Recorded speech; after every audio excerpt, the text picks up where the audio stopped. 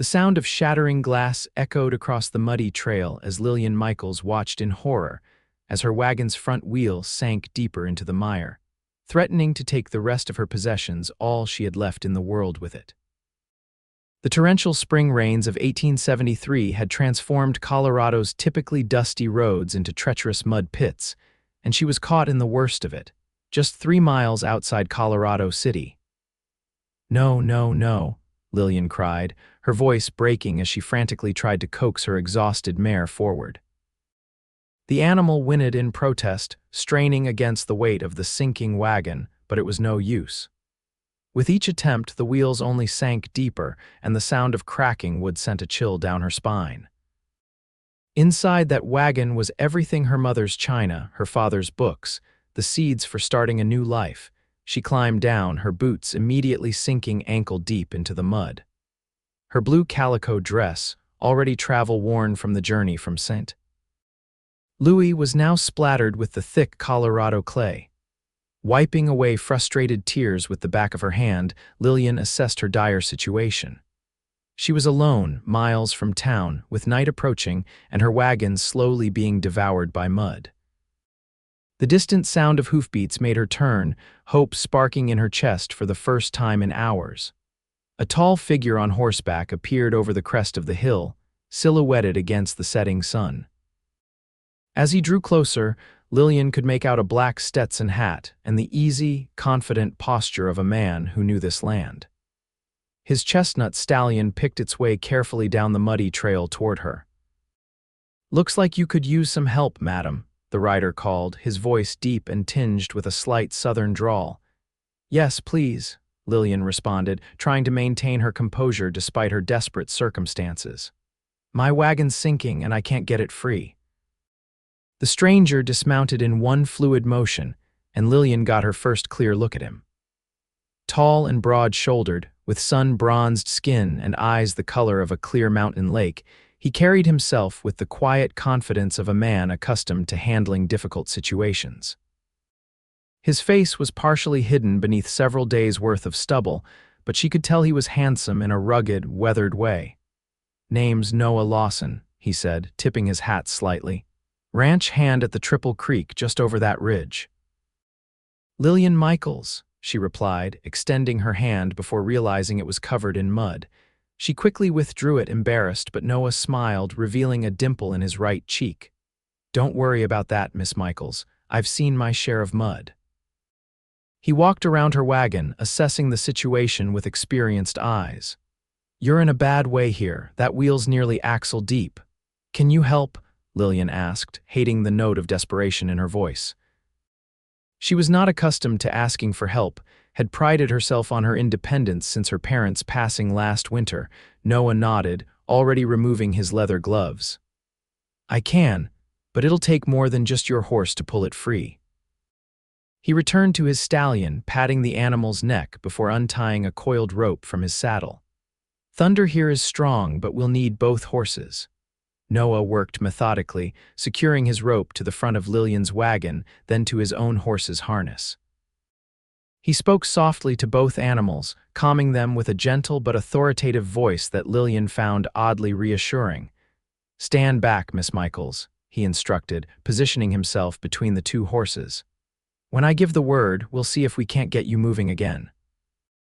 Lillian complied, watching as Noah coordinated the horses with expert precision. The animals strained against the mud's greedy pull, muscles rippling beneath sleek coats. For a moment, nothing happened and Lillian's heart sank. Then, with a sickening slurp, the wagon lurched forward an inch, then another.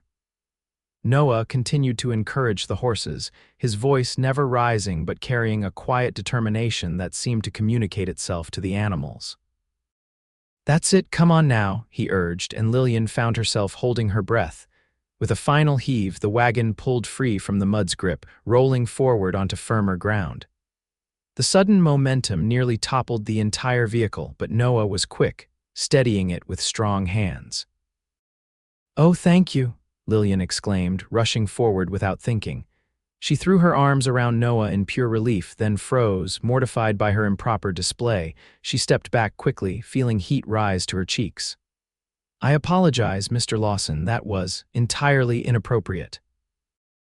A smile played at the corners of Noah's mouth. No apology needed, Miss Michaels. Glad I could help. As he untethered his horse from her wagon, Lillian took in his worn but clean clothes, the careful way he handled his equipment, the gentle hands that could control such powerful animals. There was something about him that spoke of reliability, of steadiness in a world that had shown her little of either lately. "It'll be dark soon," Noah observed, glancing at the pink-streaked sky. "Colorado City's still a fair piece away, and this mud won't make for easy traveling. The Triple Creek Ranch is just over that hill. My boss, Mr. Harrison, has a policy of helping travelers in need. His wife would be glad for female company, I reckon." Lillian hesitated. Accepting help from a stranger was one thing, imposing on his employer was quite another. Yet the thought of navigating these treacherous roads in growing darkness filled her with dread. "I wouldn't want to impose," she began. "It's no imposition," Noah assured her. "Besides, seems to me like pushing on tonight would be asking for another mud hole, possibly worse than this one." The practicality of his argument swayed her. "If you're certain Mr. Harrison wouldn't mind." "He'd mind more if I left a lady stranded," Noah replied. He mounted his horse with practiced ease, then nodded toward her wagon. "I'll ride alongside, make sure you don't get stuck again." As they traveled, the sky darkened to a deep indigo, stars appearing one by one like diamonds scattered across velvet. Lillian found herself stealing glances at her rescuer, wondering what twist of fate had sent him down that particular road at that particular moment. "May I ask what brings you to Colorado territory, Miss Michaels?" Noah inquired, breaking the comfortable silence that had settled between them. Lillian gripped the reins tighter, the question bringing back the weight of all she'd left behind. "My parents passed last winter, influenza. After they were gone, there wasn't much keeping me in St. Louis. I heard land was available out here for those willing to work it." "I'm sorry for your loss," Noah said, his voice sincere. "It takes courage to start over somewhere new." "Or desperation," Lillian replied with a small, self-deprecating smile. "And you, Mr. Lawson, have you been in Colorado long?" "4 years now," Noah answered, guiding his horse around a particularly deep puddle. "Came west after the war, needed open spaces and fresh air after." "Well, after everything." The slight pause told Lillian more than his words did. Like many men of his generation, Noah Lawson carried the invisible scars of a conflict that had torn the nation apart. "The Triple Creek has been good to me," he continued. "Mr. Harrison's a fair employer. Started me as a regular hand, but I'm head foreman now." Pride colored his voice, and Lillian found herself smiling in response. There was something refreshing about a man who took satisfaction in honest work. As they crested the hill, the Triple Creek Ranch came into view. Nestled in a valley with a silver thread of creek winding through it, the ranch house glowed with welcoming lantern light. Several outbuildings and a large barn completed the picture, with split rail fences dividing pastureland that would be green come summer. "It's beautiful," Lillian breathed, taking in the peaceful scene. "It is at that," Noah agreed, a note of affection in his voice. "Best place I've ever called home." As they approached, a gray-haired man emerged from the main house, a shotgun held cautiously at his side. When he recognized Noah, he lowered the weapon and called out a greeting. "Lawson, was beginning to wonder if you'd decided to spend the night in town after all." "No, sir, Mr. Harrison," Noah replied. "Found Miss Michaels here with her wagon stuck in the mud about 3 miles back.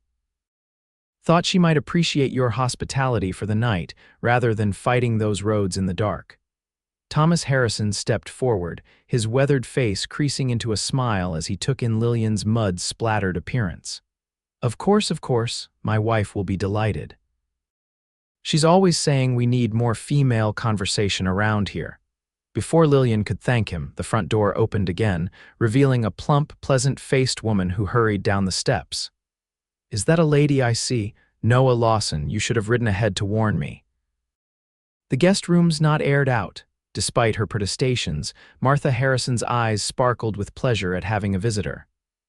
"I truly don't wish to impose," Lillian began, but Martha was already waving away her objections. "Nonsense, it's no imposition at all." Why, it's a blessing to have another woman to talk to. These men don't appreciate the finer points of conversation. Thomas Harrison chuckled. What my wife means is that I don't properly appreciate the latest ladies' fashions from the catalogs. As Lillian was ushered inside, she glanced back to see Noah unhitching her horse and leading both animals toward the barn. He looked up, catching her eye, and tipped his hat with a small smile that sent an unexpected warmth through her chest. Inside, the ranch house was cozy and well kept.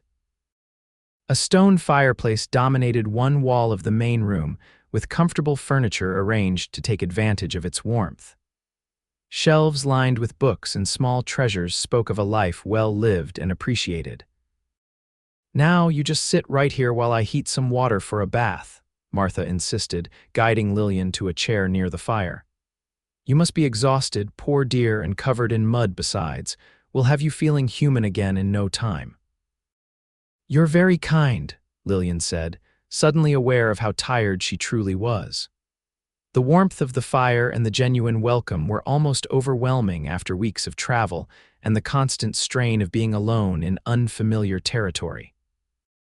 While Martha bustled about preparing a bath in a small adjoining room, Thomas Harrison settled into a chair opposite Lillian. "Noah mentioned you're heading to Colorado City," he said. "Do you have family there?" "No, sir," Lillian replied. "I'm hoping to purchase a small parcel of land. I brought seeds and some farming implements. My father taught me a good deal about growing things." Harrison's bushy eyebrows rose. "Farming's hard work for a woman alone."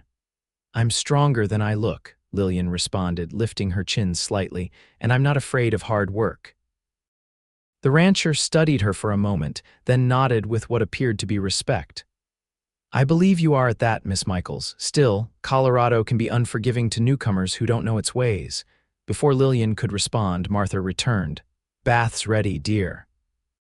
I've laid out a nightgown and robe you can borrow.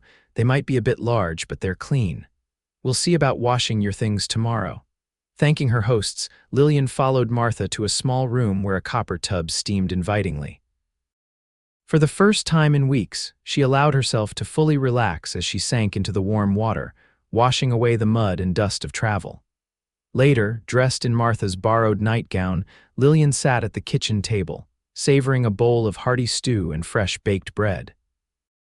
Noah had joined them, freshly washed himself, his dark hair still damp and curling slightly at the ends. Without his hat, Lillian noticed a small scar above his right eyebrow, a pale line against his tanned skin.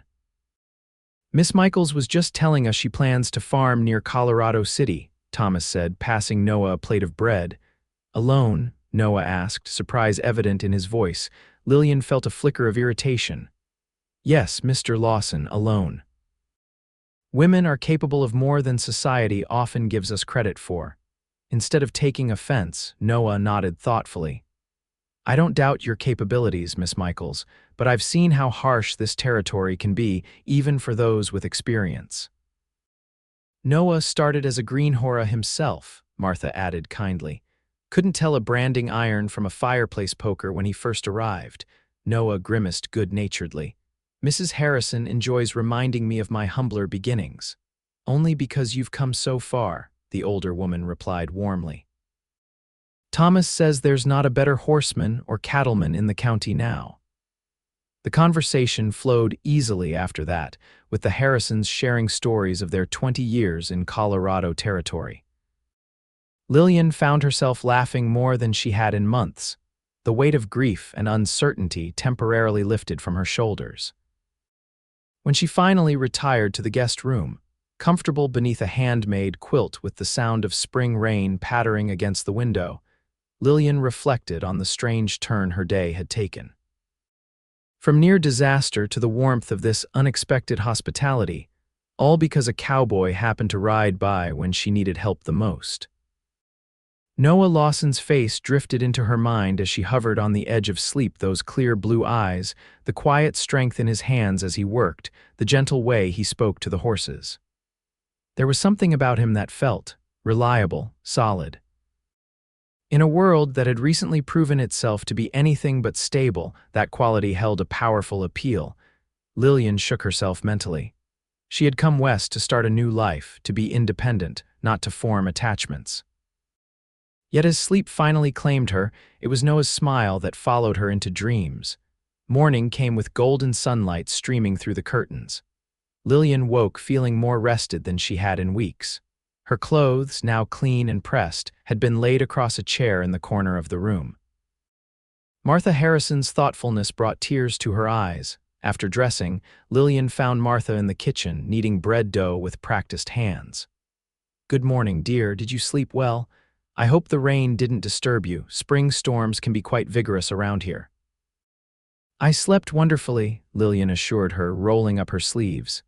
"Please let me help. I'm quite capable in a kitchen," Martha smiled appreciatively.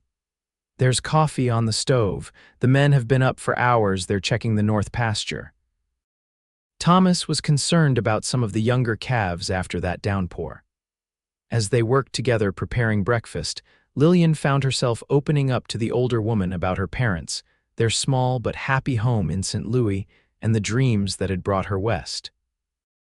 "My father always said there were opportunities in the territories for those willing to work hard," she explained as she sliced potatoes. "After he and mother died, the house felt empty. Selling it gave me enough to purchase land and supplies to start fresh." Martha nodded understandingly.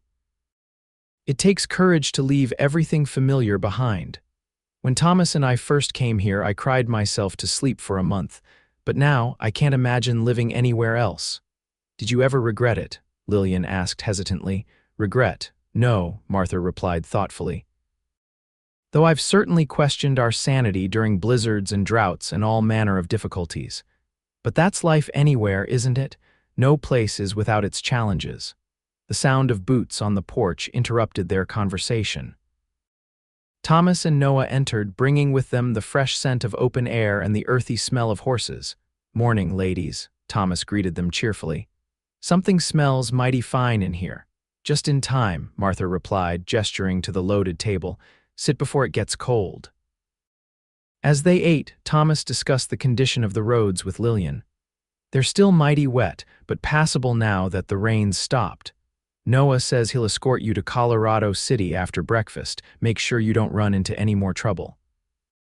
"That's very kind, but I wouldn't want to take Mr. Lawson away from his duties," Lillian protested. "I need to go into town anyway," Noah said, his eyes meeting hers briefly.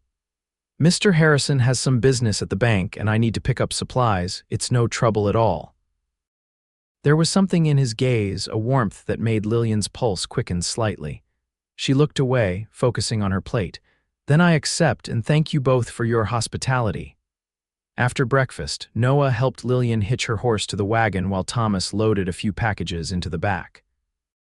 "Some preserves Martha insisted on sending with you," he explained.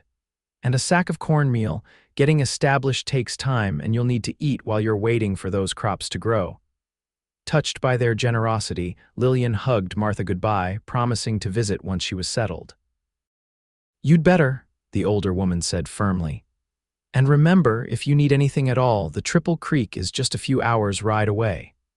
As they set off, Noah riding alongside her wagon, Lillian felt a curious mixture of excitement and trepidation. Colorado City represented the future she'd been working toward, yet now that it was almost within reach, doubts began to surface. "You're quiet this morning," Noah observed after they'd traveled a mile or so in companionable silence. Lillian smiled ruefully. "Just thinking. It's been a long journey to get here, and now that I'm almost at my destination, I find myself wondering if I've been foolish." "Second thoughts are natural," Noah replied. "I nearly turned back a dozen times on my way west, but I've never regretted staying. What made you decide to remain?" She asked, genuinely curious about this man who had appeared so fortuitously in her life. Noah was quiet for a moment, his eyes scanning the horizon. "The space, I think. After the war, everything back east felt confining, too many memories in too small a place. Out here, a man can breathe. Can start fresh." His words resonated with her own feelings. "That's exactly what I'm hoping for, a fresh start." They crested a hill, and Colorado City came into view in the valley below. It wasn't as large as St. Louis by any measure, but it was significantly more developed than Lillian had expected.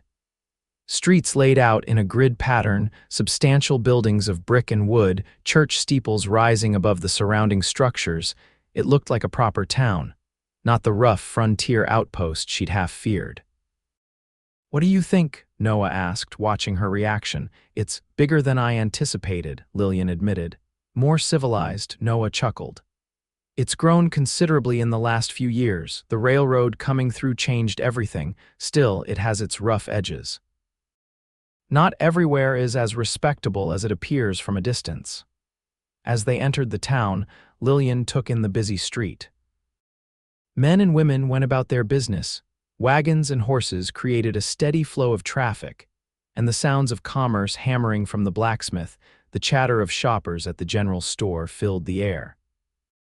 Noah guided her to a modest two-story building with a sign proclaiming it the Colorado House. "The proprietress is Mrs. Wilson. She's strict but fair, and her establishment is respectable. I thought you might want to stay here while you get your bearings." Lillian nodded gratefully. She hadn't considered the logistics of immediate accommodations, having been so focused on the bigger picture of purchasing land. After helping her secure a room at the hotel, Noah accompanied her to the land office, where a thin, spectacled man named Herbert Jenkins greeted them with professional courtesy. "Miss Michaels, welcome to Colorado City. I received your inquiry letter some months ago. You're interested in agricultural parcels, if I recall correctly." "Yes, preferably with access to water," Lillian confirmed. "Something suitable for growing vegetables and perhaps some wheat." Jenkins nodded, pulling out several maps. "I have a few options that might suit your needs. There's a 20-acre plot about 4 miles east of town. Good soil, access to Fountain Creek. Another option is further north, 30 acres but rockier terrain." As Jenkins outlined the possibilities, Noah stood quietly beside Lillian, occasionally asking pertinent questions about soil quality or water rights that wouldn't have occurred to her. His knowledge proved invaluable as they narrowed down the options. "The eastern parcel sounds most promising," Lillian decided after careful consideration. "Could we see it today?" "I can take you," Noah offered before Jenkins could respond. "I know that area well. The Triple Creek's northern grazing land borders it." Jenkins seemed relieved. "That would be most helpful, Mr. Lawson. I have appointments this afternoon I cannot reschedule. If Miss Michaels approves of the land, she can return tomorrow to complete the paperwork." With that settled, Lillian and Noah left the land office, stopping at the general store to purchase supplies for a midday meal they could eat during their inspection of the property. "You didn't mention your ranch bordered this parcel," Lillian remarked as they rode east out of town, the wagon considerably lighter now that she'd stored most of her possessions at the hotel.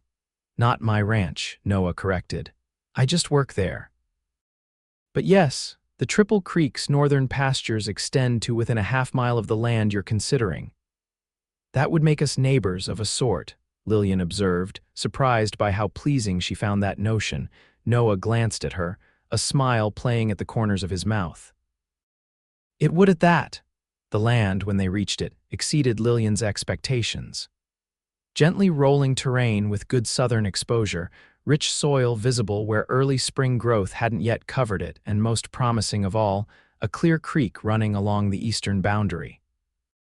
A small, dilapidated cabin stood near the property's center, barely more than a shack, but it could provide shelter while she built something more substantial. The previous owner was a bachelor who tried his hand at farming but found he preferred prospecting, Noah explained as they walked the property line. He left for the mountains 2 years ago. Land's been sitting empty since. Lillian knelt, running her fingers through the soil. It was dark and crumbly, exactly what her father would have called good-growing earth. "It's perfect," she said softly, almost to herself. Then, more decisively, "This is it. This is where I'll build my new life." Noah nodded, his expression thoughtful. "It's good land. But starting a farm is hard work, especially alone." "I'm aware of the challenges," Lillian replied, a note of defensiveness creeping into her voice. "I'm not some delicate city girl who's never seen dirt under her fingernails." "I didn't mean to imply you were," Noah said quickly. Well, I've seen how difficult it can be, even for families working together." Lillian softened, recognizing the concern behind his words. I appreciate your concern, Mr. Lawson, truly, but this is something I need to do, and I'm prepared for the work it will require. They shared the lunch they'd purchased in town, sitting on a fallen log near the creek. The spring sun warmed their faces as they ate, talking easily about the land, what crops might grow best, and the improvements needed to make the cabin habitable. The roof will need work before the summer rains come, Noah observed, studying the structure. And that north wall is sagging. Are you always so encouraging? Lillian teased, though she'd noted the same issues herself. Noah laughed, a rich sound that Lillian found herself wanting to hear again. Just practical. Actually, if you're set on this place, I could help with the repairs. The ranch keeps me busy, but I have Sundays free and occasional evenings. The offer surprised her. That's very generous, but I couldn't impose further. You've already done so much. It's not an imposition, Noah insisted. Besides, as you pointed out, we'd be neighbors. Neighbors help each other out here. It's how people survive. There was something in his eyes that made Lillian wonder if his offer stemmed from more than just neighborly duty, but she pushed the thought aside. She'd come west to be independent, not to seek a man's protection. I'll consider it, she said finally. Thank you. As they prepared to return to town, dark clouds began gathering on the western horizon, threatening another spring storm. They quickened their pace, but the rain caught them about a mile from Colorado City, a sudden downpour that soaked them both within minutes. Noah's horse spooked at a crack of thunder, and he dismounted quickly to calm the animal. Lightning flashed, illuminating his face as he spoke soothingly to the frightened stallion, his hands steady despite the worsening conditions. We need to find shelter. He called over the wind that had begun to howl around them. There's an old line shack about a quarter-mile ahead. We can wait out the worst of it there. Lillian nodded, too cold and wet to argue. She followed Noah off the main trail and down a narrower path that led to a small, sturdy structure nestled among a stand of pine trees. It wasn't much, just a single room with a stone fireplace, a rough-hewn table, and a narrow cot, but it was dry. The ranch hands use this during roundup or when bad weather catches them too far from home, Noah explained as he quickly built a fire in the hearth. There should be some dry wood stacked inside. The flames soon took hold, casting a warm glow throughout the small space. Noah found a worn blanket in a trunk and handed it to Lillian. You should get out of those wet clothes, he said, then immediately flushed. I mean, wrap yourself in this. I'll wait outside until you're decent. Despite the cold, Lillian felt heat rise to her cheeks. Don't be ridiculous. You're soaking wet too. Turn your back and I'll turn mine. We can both dry our outer garments by the fire. It was a practical solution, if unconventional. After a moment's hesitation, Noah nodded, turning to face the wall while Lillian quickly removed her sodden dress, wrapping the blanket around herself before hanging the garment on a chair near the fire. I'm decent, she announced, keeping her back to him as he similarly removed his wet coat and shirt. The situation was undeniably improper, yet strangely comfortable. They sat on opposite sides of the fire, both partially clothed but covered enough for modesty as the storm raged outside. There was an intimacy to the scene that Lillian found both frightening and exhilarating. Tell me more about your plans for the farm, Noah said, breaking a silence that had grown charged with unspoken awareness. Grateful for the safe topic, Lillian outlined her ideas: vegetables for the local market, perhaps wheat or corn for selling to the mill, maybe even flowers if she could get them to grow in this climate. My mother always loved flowers, she explained. She kept the most beautiful garden in our neighborhood. I thought growing some here might be a way to keep part of her with me. Noah's expression softened. I think she'd like that. What about your family? Lillian asked. Are they back east? A shadow crossed Noah's face. My parents are in Virginia. We don't correspond much anymore. They were staunch Confederates. I joined the Union Army. Oh, Lillian said softly, understanding the weight of that division. I'm sorry. Noah shrugged, though the casual gesture didn't mask the pain in his eyes. War made enemies of many families. At least we're all still alive, which is more than some can say. Lightning flashed, followed immediately by a deafening crack of thunder. Lillian started, the blanket slipping from her shoulder before she quickly secured it again. Noah politely averted his eyes, though not before Lillian caught a glimpse of something in his gaze that made her pulse quicken. There was a tension in the small space that had nothing to do with the storm outside. "It should pass soon," Noah said, his voice slightly rough. "Spring storms usually blow through quickly." As if to contradict him, the rain intensified, drumming against the roof with renewed vigor. A leak developed in one corner, water dripping steadily onto the wooden floor. "Looks like we might be here a while," Lillian observed, trying to keep her tone light. "I hope Mrs. Wilson doesn't think I've run off without paying for my room," Noah chuckled. "The whole town knows about this storm. No one will think twice about delayed travelers." Another comfortable silence fell between them, broken only by the crackling of the fire and the steady rhythm of the rain. Lillian found herself studying Noah's profile as he gazed into the flames, the strong line of his jaw, the slight furrow between his brows that spoke of a man accustomed to responsibility, the unexpected gentleness of his mouth. He looked up suddenly, catching her watching him. Instead of looking away, Lillian held his gaze, feeling a connection that both thrilled and terrified her. "May I ask you something, Miss Michaels?" Noah said softly. "Lillian," she corrected him. "After sharing a stranded afternoon in a lined shack, I think you can call me Lillian." His smile was warm. "Lillian, then, I was wondering, are you certain about taking on this venture alone? Farming is difficult enough for families working together, for a single woman." "You think I can't do it?" Lillian challenged, though without real heat. "No," Noah replied thoughtfully. "I think you probably can. You strike me as remarkably capable. I just wonder if you should have to." The distinction surprised her. Most men she'd encountered either dismissed her abilities entirely or, like her father, praised her independence without considering its cost. "I don't have much choice," Lillian said after a moment. "I'm alone. That's simply my reality." "It doesn't have to be," Noah said, so quietly she almost didn't hear him over the rain. Before she could respond, the downpour suddenly slackened and sunlight began to peek through the single window, illuminating dust motes dancing in the air. "Looks like it's passing," Noah observed, standing to check their clothes. "These are still damp but wearable. We should be able to make it back to town before dark." The moment, whatever it had been, was broken.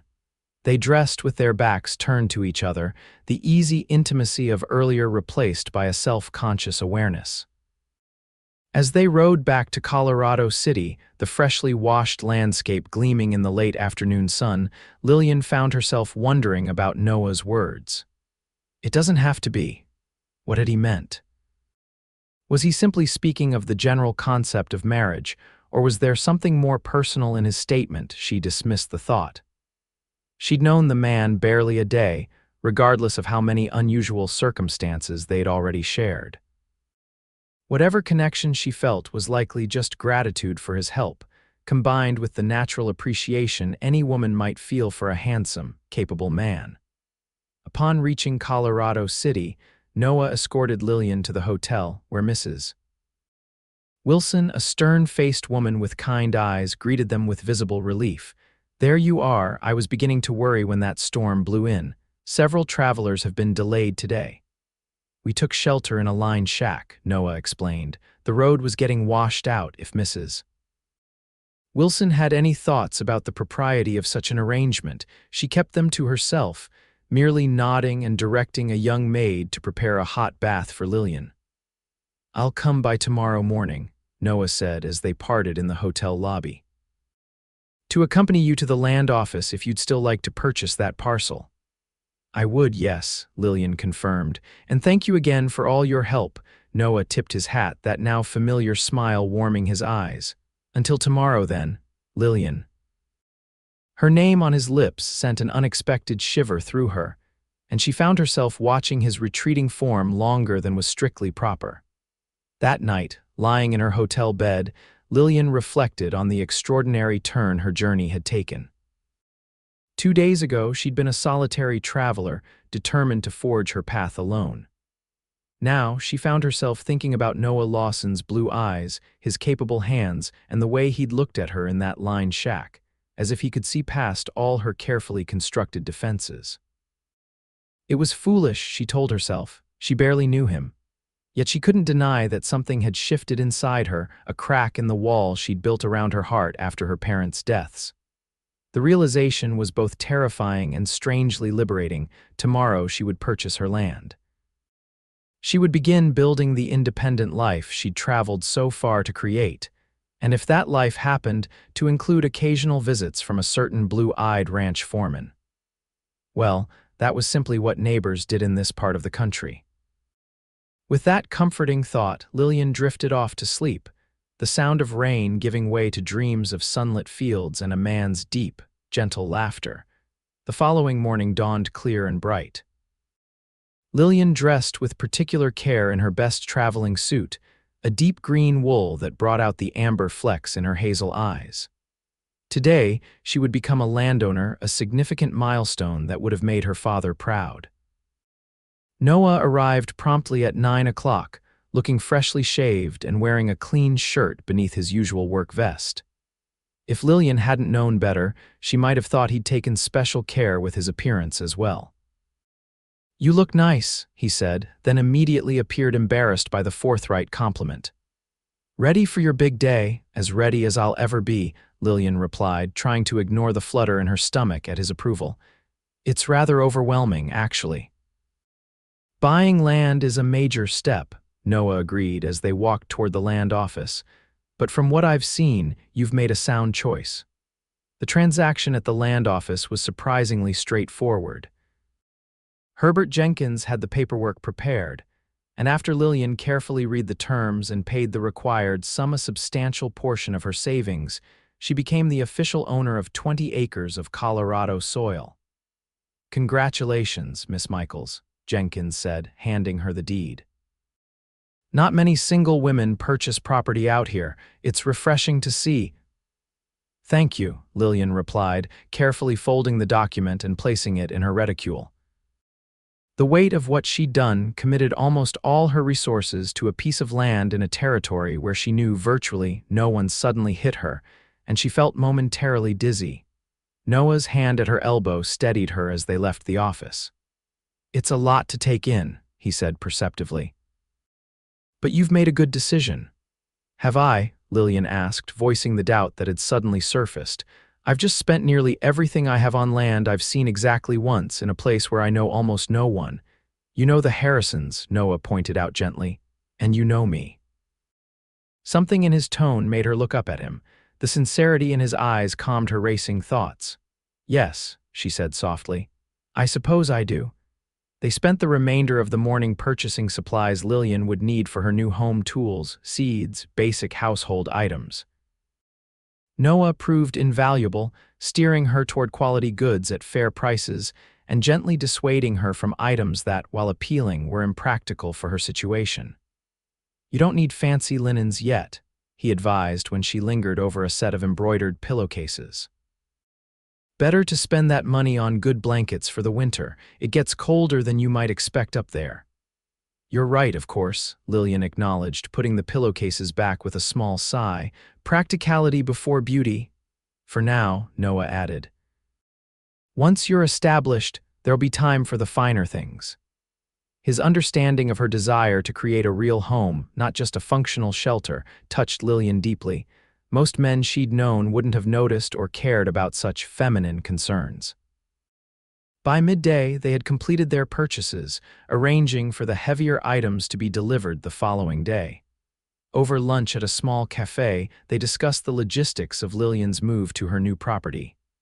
"The cabin needs work before it's properly habitable," Noah pointed out. "The roof especially. I could ride out there tomorrow, make a start on it." "That's very generous," Lillian began, "but I can't ask you to." "You're not asking, I'm offering," Noah interrupted. "Besides, I told the Harrisons I'd help you get settled. Mrs. Harrison was quite insistent that I make sure you have a sound roof over your head." Lillian smiled, imagining Martha Harrison giving Noah detailed instructions. "Well, I wouldn't want to disappoint Mrs. Harrison." "Exactly," Noah agreed with a grin. so it's settled. I'll ride out tomorrow morning. You can come when you're ready or wait until the place is more habitable. I'll come with you, Lillian decided. It's my home now. I should be part of making it livable. The approval in Noah's eyes warmed her. I thought you'd say that. The rest of the day passed quickly, with more preparations and a visit to the small lending library, where Lillian acquired several books on regional farming techniques. By evening, she was exhausted but exhilarated, the reality of her new life beginning to sink in. As they parted outside the hotel, Noah hesitated, as if wanting to say more. "What is it?" Lillian prompted. I want you to know that I admire what you're doing," he said finally. "It takes courage to start over alone. Many wouldn't have the strength for it."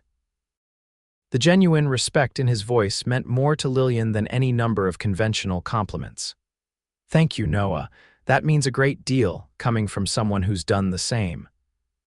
For a moment they stood there, the evening bustle of Colorado City continuing around them, as something unspoken passed between them, a recognition of kindred spirits, perhaps, or something deeper that neither was quite ready to name. "Until tomorrow, then," Noah said finally, touching the brim of his hat. "I'll be here at sunrise." Lillian nodded, suddenly reluctant to end their day. "I'll be ready." As she watched him walk away, Lillian acknowledged to herself that her interest in Noah Lawson had progressed beyond gratitude or neighborly friendship. There was an attraction there, undeniable and increasingly difficult to ignore. But she had come west to be independent, to build a life on her own terms. Romance had not been part of that plan, yet plans, she was learning, had a way of changing when one least expected it. True to his word, Noah arrived at dawn the next morning with his wagon already loaded with tools and building materials. Lillian had been awake for hours, too excited and nervous to sleep much. She dressed practically in a sturdy skirt and blouse, her hair braided and pinned securely beneath a wide-brimmed hat. "You look ready for hard work," Noah observed approvingly as he helped her into the wagon. "I intend to pull my weight," Lillian replied. "This is my home we're building, after all." The journey to her property took just over an hour. As they approached, Lillian felt a surge of emotion at the sight of her land stretching before her, bathed in the golden light of early morning.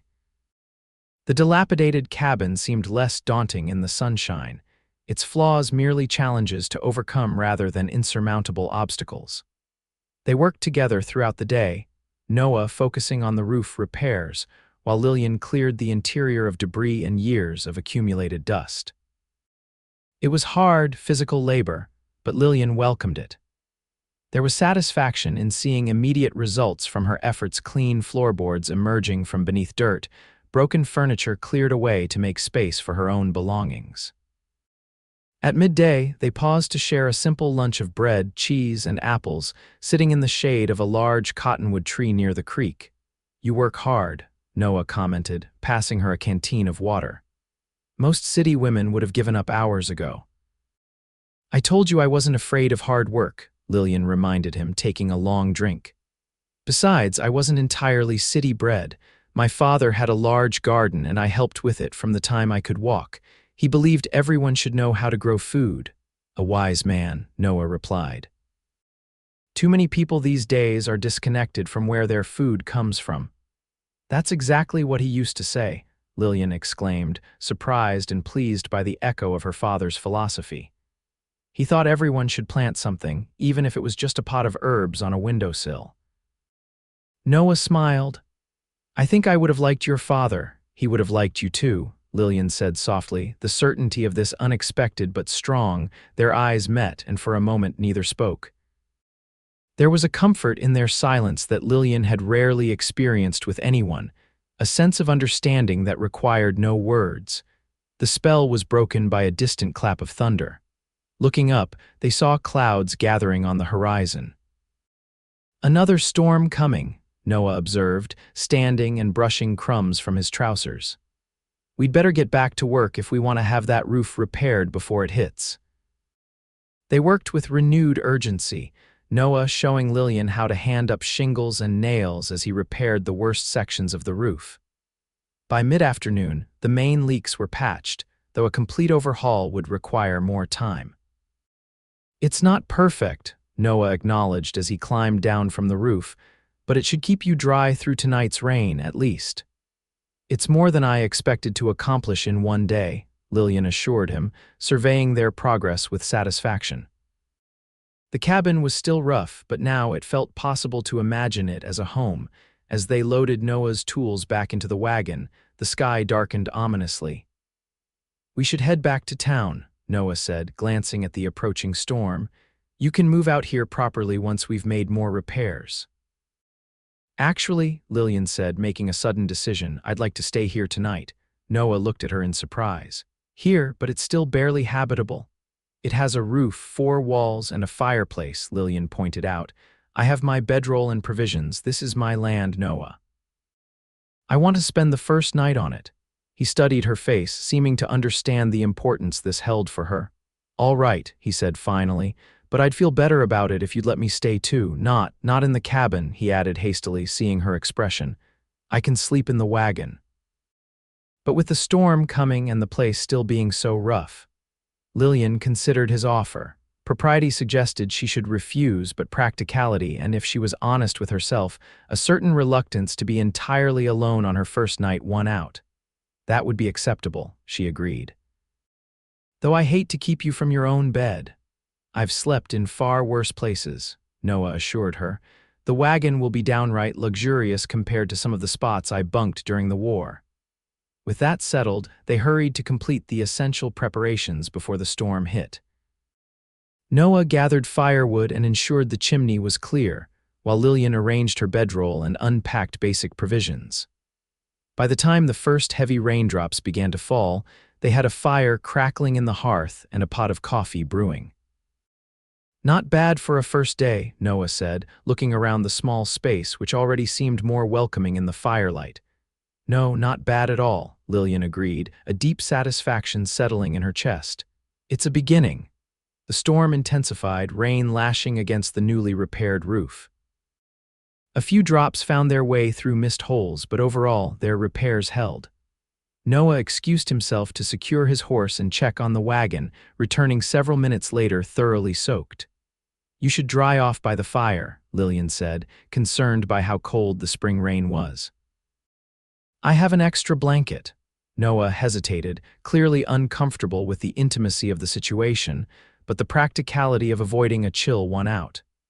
He removed his wet coat and sat near the fire, accepting the blanket Lillian offered with murmured thanks. They shared a simple supper of beans, bacon, and more coffee, the sound of the rain creating a cozy backdrop to their conversation. Noah told stories of his early days at the Triple Creek, making Lillian laugh with tales of his mistakes and misadventures. "The first time I tried to rope a calf, I ended up lassoing myself instead," he admitted. "Mr. Harrison said he'd never seen anything like it, told me I had a special talent for doing things backward." "Yet now you're his foreman," Lillian observed. "You must have learned quickly." "I was motivated," Noah replied. "The West doesn't forgive incompetence for long. Either you learn or you go back east with your tail between your legs." "Is that why you stayed?" Pride. Noah considered the question. "Partly maybe at first, but then it became home. I found I belonged here in a way I never did in Virginia, even before the war changed everything." "I understand that feeling of belonging," Lillian said softly. "I've only owned this land for a day, but already it feels more like home than St. Louis did after my parents died." The fire crackled between them, casting flickering shadows on the walls of what would become Lillian's home. Outside, the storm continued, but inside, a different kind of warmth was growing, a connection neither had anticipated, but both were beginning to value deeply. "I should let you get some rest," Noah said eventually, rising from his place by the fire. "It's been a long day." "You're not going out in that rain again," Lillian protested, gesturing toward the window where water streamed down the glass. "The floor is rough, but it's dry." "You can sleep by the fire." Noah looked uncertain. "That wouldn't be proper." "Propriety seems less important than pneumonia," Lillian replied practically. "Besides, who's to know out here? The rabbits and foxes won't gossip." A smile tugged at Noah's mouth. "When you put it that way, thank you." They arranged their bedrolls on opposite sides of the hearth, the fire between them both a physical and symbolic barrier. Lillian felt strangely peaceful as she settled beneath her blankets, the sound of the rain and the occasional pop from the fire creating a soothing lullaby. "Good night, Noah," she said softly. "Good night, Lillian," came his reply from the other side of the flames. "Sweet dreams in your new home." As she drifted toward sleep, Lillian reflected on how quickly her life had changed. A week ago, she'd been a solitary traveler with nothing but determination and a wagon full of possessions. Now she was a landowner with the beginnings of a home and perhaps, just perhaps, the beginnings of something else equally precious. Morning arrived with weak sunlight filtering through the cabin's single window. Lillian woke to the smell of coffee and the sight of Noah already up, tending the fire and preparing breakfast. "Good morning," he greeted her. "Hope I didn't wake you. Thought you might appreciate hot coffee on your first morning as a homesteader." Lillian sat up, running a hand over her sleep-mussed braid. "That was thoughtful, thank you." After a quick breakfast of leftover biscuits and coffee, they spent the morning making further improvements to the cabin. Noah repaired the sagging north wall, while Lillian focused on clearing the small plot of land behind the cabin, where she planned to start her garden. As the sun rose higher, Lillian became increasingly aware that Noah would need to return to his duties at the Triple Creek soon. The thought of continuing her work alone was both daunting and necessary. This was, after all, what she had come west to do. "I should head back to the ranch soon," Noah confirmed as they paused for water around midday. "Mr. Harrison's been generous giving me this much time away, but we have calves to brand and fences to mend." "Of course," Lillian said, trying to keep disappointment from her voice. "You've already done more than I could have hoped for. I can manage from here." Noah studied her face as if trying to read her true feelings. "I'll be back on Sunday if that's all right, to help with the rest of the roof." "You don't need to," Lillian began automatically. "I know I don't need to," Noah interrupted gently. "I want to, unless you'd rather I didn't come." "No," Lillian said quickly, perhaps too quickly. "That is, I'd appreciate the help and the company." Something like relief crossed Noah's features. "Good, that's settled then. Sunday it is." Before leaving, Noah helped Lillian bring in her remaining possessions from the wagon and ensured she had adequate firewood and water. His thoroughness in attending to her practical needs touched Lillian deeply. "Thank you, Noah," she said as he prepared to depart, "for everything. I don't know what would have happened if you hadn't come along when my wagon was stuck." "Someone else would have helped you," Noah replied modestly. "That's how things work out here." "Perhaps," Lillian conceded, "but I'm glad it was you." Their eyes met, and for a moment, Lillian thought Noah might say something more. Instead, he simply tipped his hat. "Until Sunday, then." As she watched him ride away, Lillian felt an unfamiliar mix of emotions: independence and loneliness, accomplishment and uncertainty, all swirling together in her chest. She turned to face her small cabin, her 20 acres of possibility. "Well," she said aloud to the empty land, "we'd better get to work." The days that followed were physically demanding but deeply satisfying. Lillian rose each morning with the sun, working systematically to transform the neglected cabin into a home and the overgrown plot behind it into the beginnings of a garden. She scrubbed floors, patched walls with mud and straw, fashioned crude shelves from salvaged wood, and began turning the soil for planting. Each evening, exhausted but fulfilled, she would sit by her fire, planning the next day's tasks and sometimes writing letters to acquaintances back in St. Louis, to the Harrisons, and once impulsively to Noah, though she never intended to give it to him. That letter she burned after writing, watching the paper curl and blacken in the flames, carrying away words too honest to share. By Sunday, Lillian had established a rhythm to her days and made remarkable progress on the cabin's interior. The outside still looked rough, but inside it was becoming cozy and functional. She had even managed to fashion curtains for the window from an old dress she no longer needed. When Noah arrived mid-morning, leading his horse and a mule laden with supplies, Lillian felt a surge of pleasure that surprised her with its intensity. "You've been busy," he observed, looking around the cleared yard and glimpsing the transformed interior through the open door. "There's much to do," Lillian replied, trying to sound casual despite her delight at seeing him again. "But I've made progress." "More than progress," Noah said, dismounting. "You've worked wonders in a few days." His appreciation for her efforts meant more than Lillian wanted to admit. "What's all this?" she asked, gesturing to the loaded mule. "Supplies," Noah replied, beginning to unpack the animal. "Proper roofing materials, some tools you'll need, seeds Mrs. Harrison thought might do well in your garden, and—" He pulled out a small package wrapped in brown paper, apple pie. "Also from Mrs. Harrison," Lillian laughed, touched by the thoughtfulness. "Please thank her for me, and thank you for bringing everything." They spent the day working on the roof, with Noah teaching Lillian the basics of shingle placement and proper sealing. By late afternoon, the entire structure had been repaired properly. No longer a patchwork of temporary fixes, but a solid roof that would withstand Colorado's variable weather. As they sat outside enjoying slices of Martha Harrison's excellent pie, Lillian felt a contentment she hadn't experienced since before her parents' deaths. The physical labor, the tangible results of her work, the simple pleasure of shared food after a productive day, all of it combined to create a sense of rightness, of being exactly where she was meant to be.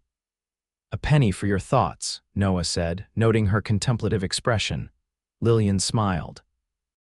"I was just thinking that I'm happy, truly happy for the first time in a long while." Noah's eyes softened. "I'm glad. You deserve happiness, Lillian." The way he said her name with such warmth and genuine feeling sent a pleasant shiver through her. For a moment neither spoke, the air between them charged with unspoken possibilities. "I should probably head back before dark," Noah said finally, breaking the silence. "But I could come by next Sunday if you'd like, see how you're getting on." "I'd like that," Lillian admitted, no longer bothering to pretend his visits were merely practical. "Very much." And so a pattern was established.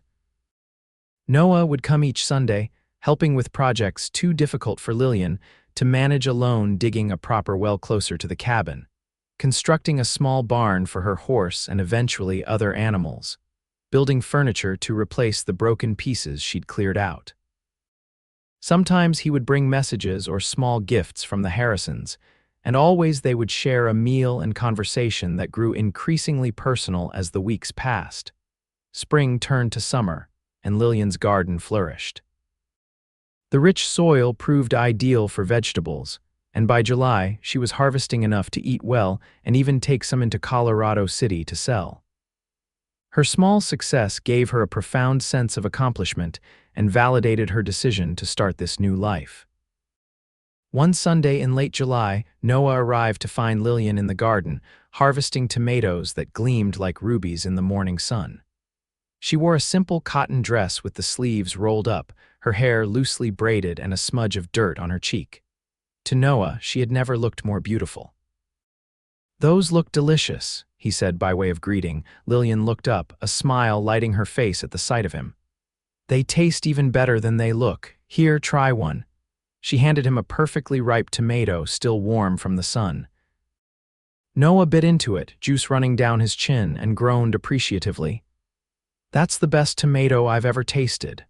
It tastes better because you helped build the garden fence that kept the rabbits out," Lillian said, laughing at his enthusiasm. "And because everything tastes better when you've grown it yourself. Or when someone special has grown it for you," Noah replied, his eyes holding hers for a moment longer than was strictly necessary. Lillian felt her cheeks warm and not from the summer sun. These moments had been happening more frequently, looks that lingered, hands that brushed accidentally while working together, conversations that edged toward deeper feelings before one or both of them retreated to safer ground. They spent the morning installing shelves in the cabin, which was now transformed from the dilapidated structure Lillian had purchased. Fresh whitewash brightened the walls, the floor had been properly repaired and sealed, and the furnishings, though simple, were sturdy and functional. It looked like a home, felt like one too. After a lunch of fresh bread, cheese, and Lillian's garden vegetables, Noah seemed unusually quiet, almost nervous. "Is everything all right?" Lillian asked finally. "You seem preoccupied today." Noah hesitated, then reached into his pocket and withdrew a small object. "I've been meaning to give you this for a while now. I made it during evenings at the ranch." He handed her a small, intricately carved wooden box. The lid featured a detailed relief of wildflowers, columbines, and Indian paintbrush that grew on her property. Lillian gasped softly, running her fingers over the delicate carving. "Noah, it's beautiful," she whispered, genuinely moved by the gift and the thought behind it. "I had no idea you could carve like this. My grandfather taught me," Noah explained, watching her reaction closely. "He always said working with your hands keeps your mind clear." "Thank you," Lillian said, meeting his gaze. "I'll treasure it." There was something in Noah's eyes, a question he seemed on the verge of asking, but again, he pulled back. "I thought you might use it for special things. Seeds for next year, maybe, or whatever you like." Lillian nodded, wondering what he had truly meant to say. The air between them felt charged with unspoken words, possibilities that neither quite dared to voice. The moment passed, and they returned to their tasks for the day.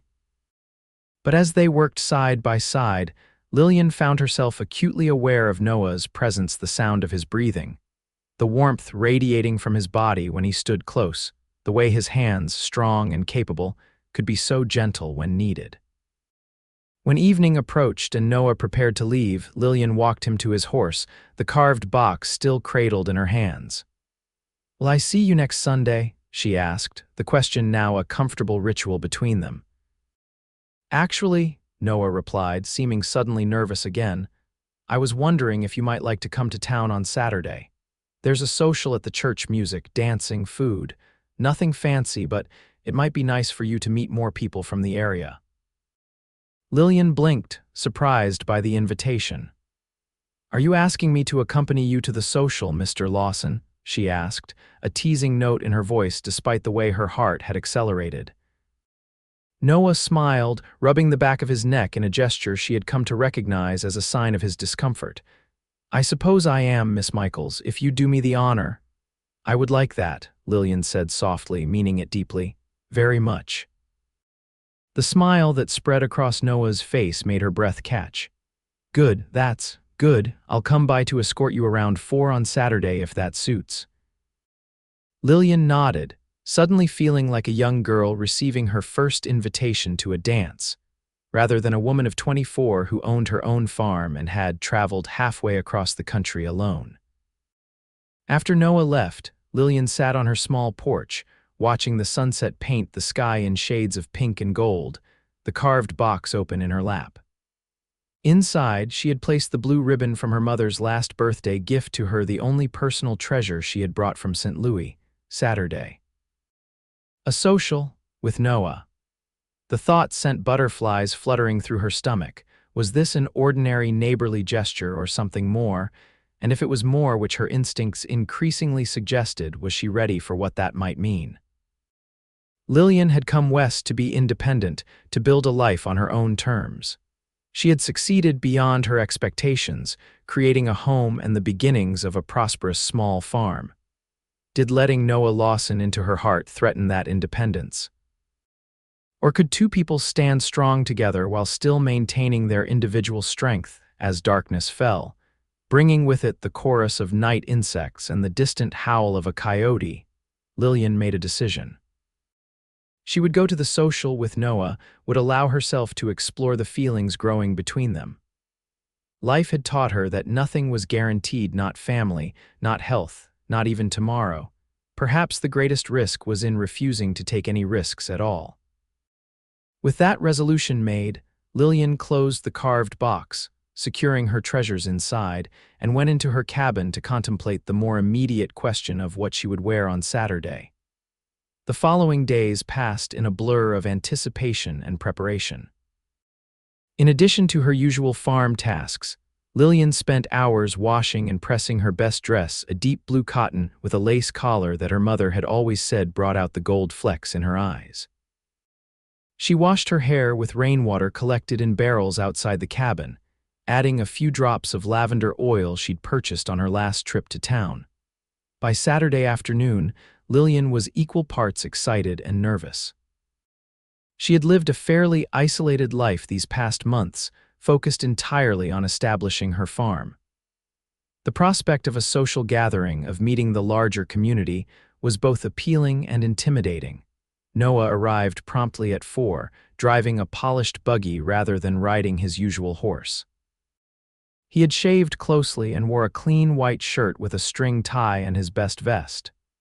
The sight of him, so handsome and clearly having made a special effort for the occasion, made Lillian's heart skip a beat.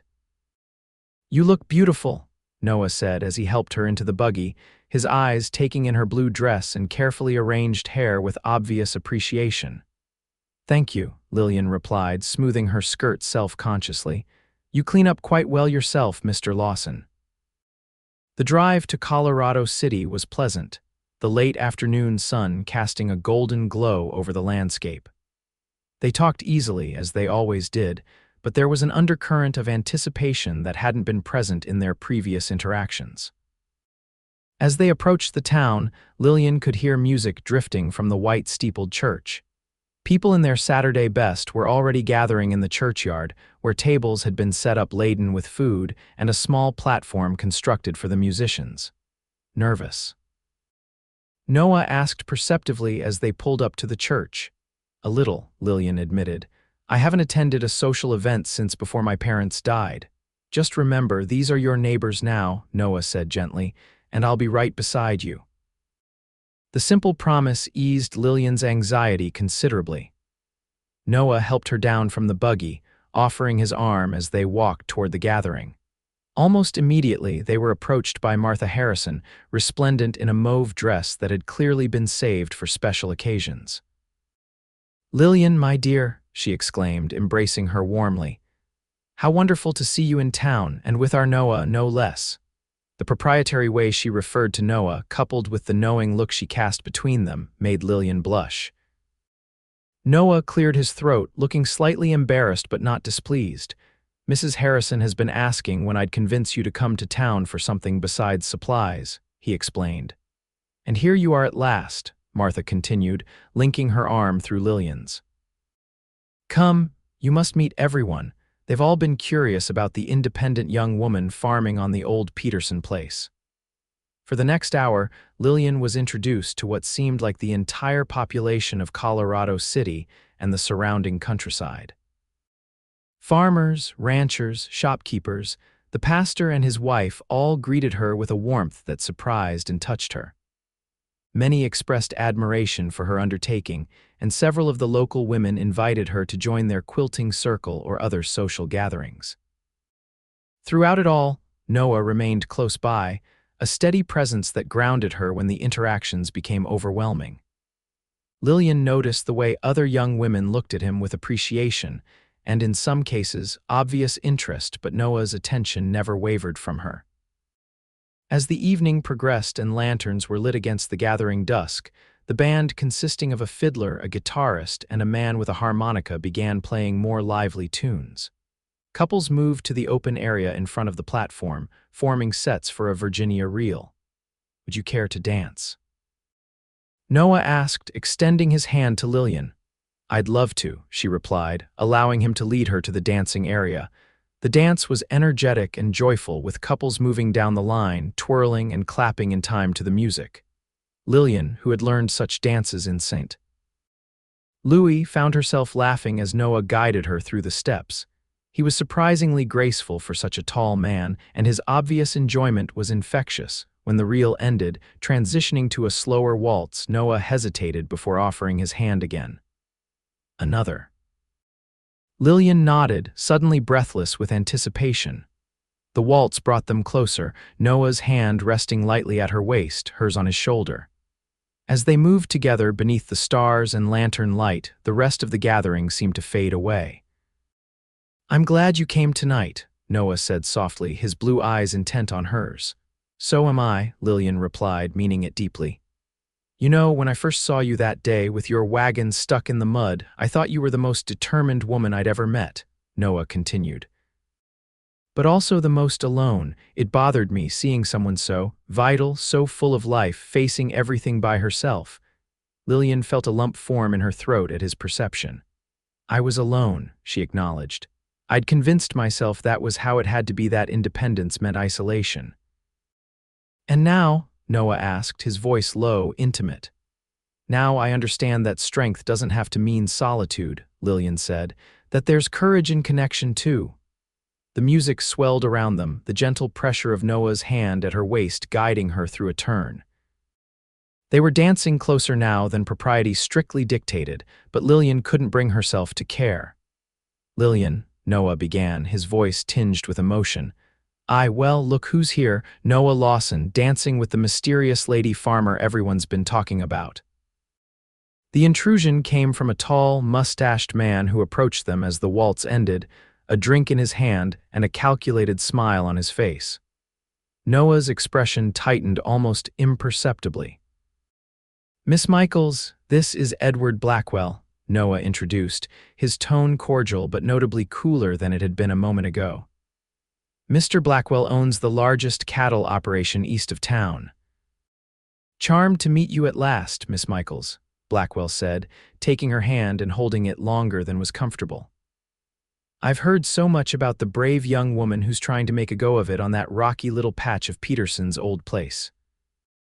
There was something patronizing in his tone that set Lillian's teeth on edge. It's a fine piece of land, Mr. Blackwell. The soil is excellent for vegetables. Vegetables, Blackwell repeated, as if the word amused him. Well, that's quaint. Of course, real money is in cattle in these parts. Always has been. Not everyone measures success the same way, Noah interjected mildly, though Lillian could sense the tension beneath his calm exterior. Blackwell's smile didn't reach his eyes. True enough, Lawson, true enough. He turned back to Lillian. If you ever decide farming is too much for a lady alone, Miss Michaels, I'd be interested in acquiring your property. It adjoins my eastern pastures, you see. I'd pay a fair price, more than fair, considering it's of limited use for serious ranching. I'm not interested in selling, Lillian replied firmly, but thank you for your concern. The offer stands, Blackwell insisted. Think about it, a woman alone faces many challenges out here. Miss Michaels isn't alone, Noah stated, placing a subtle but protective hand at the small of Lillian's back. She has friends, good ones. Something passed between the two men, an old animosity perhaps, or a new rivalry that Lillian couldn't quite decipher. After a moment, Blackwell inclined his head in a gesture that managed to be both polite and dismissive. Of course. Well, enjoy the evening, both of you, and Miss Michaels, welcome to Colorado. As he walked away, Lillian turned to Noah. I take it you and Mr. Blackwell are not on the best of terms. Noah sighed. Edward Blackwell believes money entitles him to whatever he wants. He's been trying to buy up all the small holdings in the area for years, not always using the most ethical methods. Has he approached the Triple Creek? Lillian asked. Many times. Mr. Harrison refuses to sell, which frustrates Blackwell to no end.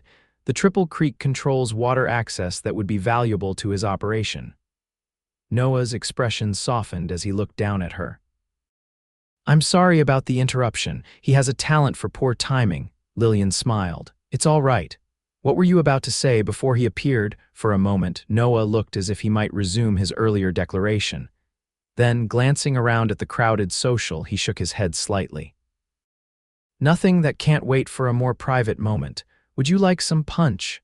The remainder of the evening passed pleasantly, though Lillian occasionally caught Blackwell watching them from across the gathering. His interest made her uneasy, but she refused to let it spoil the night. As the social wound down and people began to disperse, Noah drove Lillian back to her homestead under a canopy of stars. The night was peaceful, with only the rhythmic sound of the horses' hooves and the creaking of the buggy wheels breaking the silence. Thank you for tonight, Lillian said as they approached her cabin. I enjoyed myself more than I expected to. Even with Blackwell's interruption? Noah asked. Even with that, Lillian confirmed. It was good to meet people, to feel part of a community. Noah guided the buggy to a stop in front of her cabin. The structure looked different in the moonlight, solid, welcoming, a true home rather than the desperate shelter it had been when she first arrived. Would you like to come in? Lillian offered as Noah helped her down.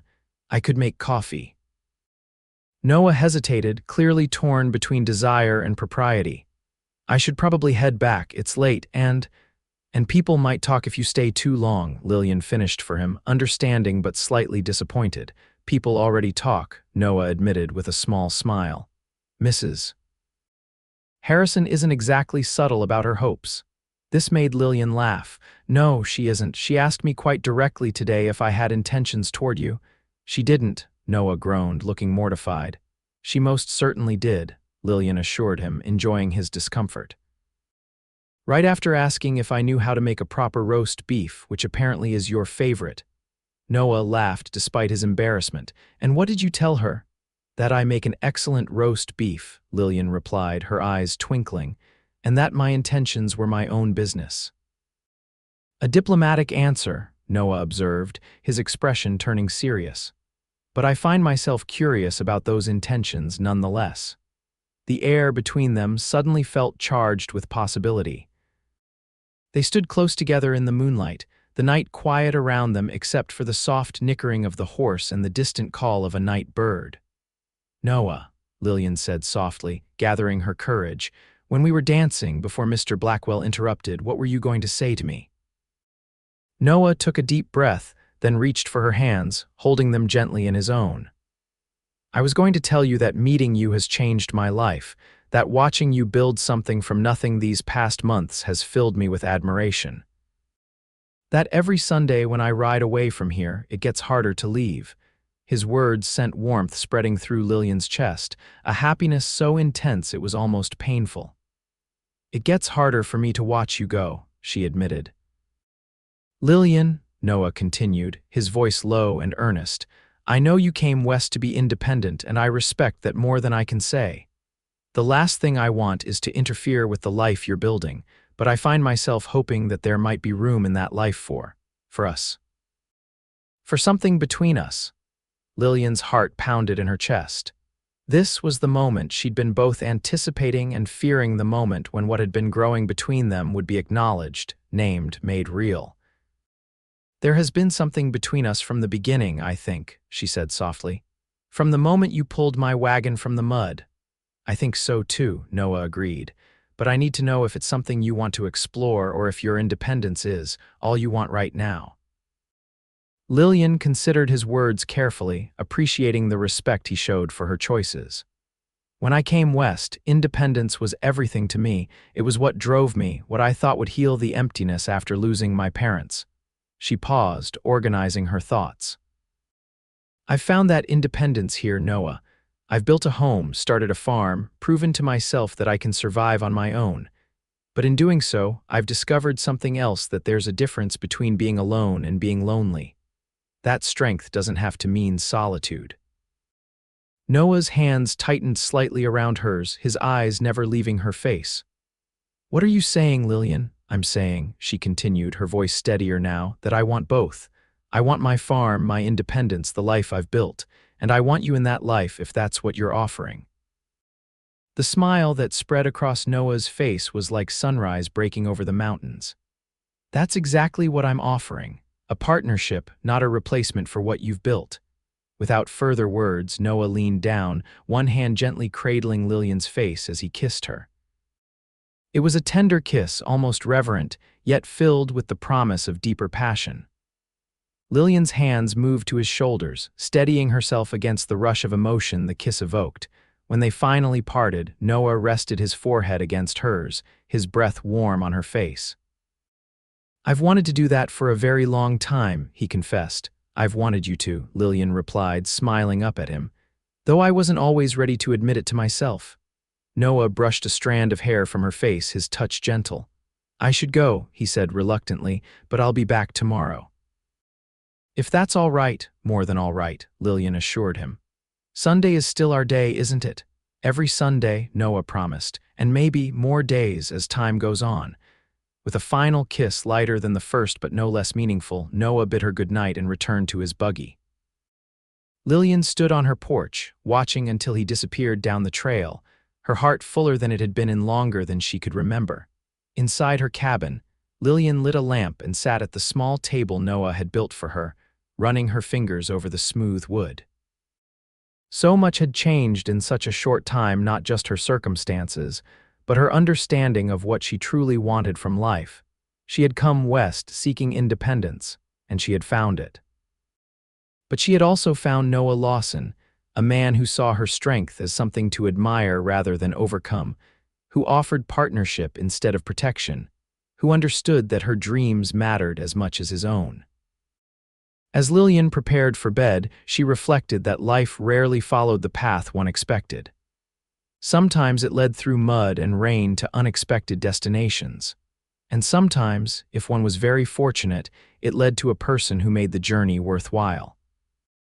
The weeks that followed were among the happiest of Lillian's life.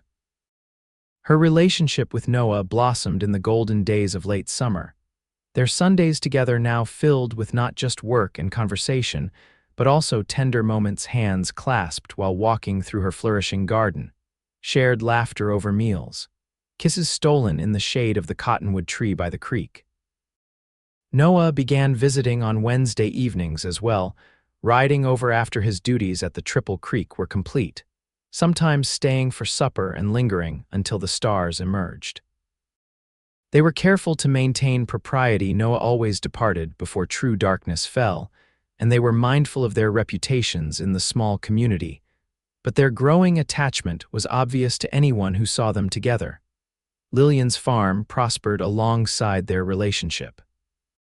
Her vegetable garden produced abundantly, allowing her to sell the excess at the general store in Colorado City. Noah helped her build a proper chicken coop, and soon a small flock provided eggs both for her use and for trade. By early September, her homestead had transformed from a struggling beginning to a modest but successful small farm. One particularly beautiful Sunday in mid-September, Noah arrived earlier than usual, looking slightly nervous beneath his customary smile. "I thought we might do something different today," he suggested after greeting Lillian with a kiss. "If you can spare the time from your chores." "What did you have in mind?" Lillian asked, intrigued by the mixture of excitement and apprehension in his manner. "A picnic," Noah replied. "There's a spot about an hour's ride from here, a meadow overlooking the valley. The view is spectacular, especially with the aspen trees starting to turn gold." "That sounds wonderful," Lillian said, delighted by the prospect. "Just let me change into something more suitable for riding."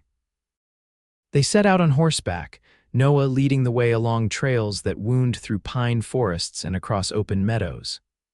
Lillian rode astride, her split riding skirt allowing for comfort and practicality. The September air was crisp and clear, carrying the first hints of autumn among the lingering warmth of summer. "How did you discover this place?"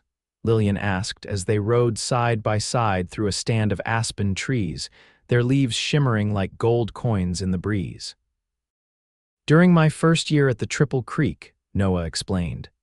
"Mr. Harrison sent me to find some strays that had wandered into the high country. I got a bit lost, to be honest, but stumbled across this meadow. Been coming back ever since when I need to think or just be still for a while." The personal nature of his admission that he was sharing a private sanctuary with her touched Lillian deeply. "Thank you for showing it to me," she said softly. Noah glanced at her, his eyes warm. "I've wanted to bring you here for a while now. It felt like the right time." When they emerged from the trees into the meadow Noah had described, Lillian caught her breath at the beauty spread before her. The open space was carpeted with late-blooming wildflowers, and beyond it, the land fell away to reveal a panoramic view of the valley below, with the distant peaks of the Rockies rising majestically against the horizon. "It's magnificent," she whispered, dismounting to take in the view properly. Noah tied their horses to a nearby tree and spread a blanket in a sunny spot protected from the wind by a natural formation of rocks.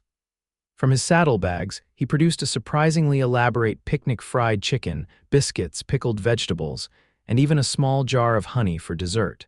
"Mrs. Harrison's contribution," he explained when Lillian expressed amazement at the feast. "When I told her my plans for today, she insisted on packing the food herself." "Remind me to thank her properly," Lillian said, settling on the blanket beside Noah. Though I'm curious, what exactly did you tell her that inspired such generosity? Noah's cheeks colored slightly as he busied himself with arranging the food. Just that I was taking you on a picnic, to a special place. Something in his tone suggested there was more to it, but Lillian didn't press. Instead, she enjoyed the delicious food and the even more delicious company, savoring the peaceful beauty of their surroundings. After they had eaten their fill, they sat side by side, looking out over the valley. Noah seemed increasingly preoccupied, starting sentences only to trail off, his fingers drumming restlessly against his knee.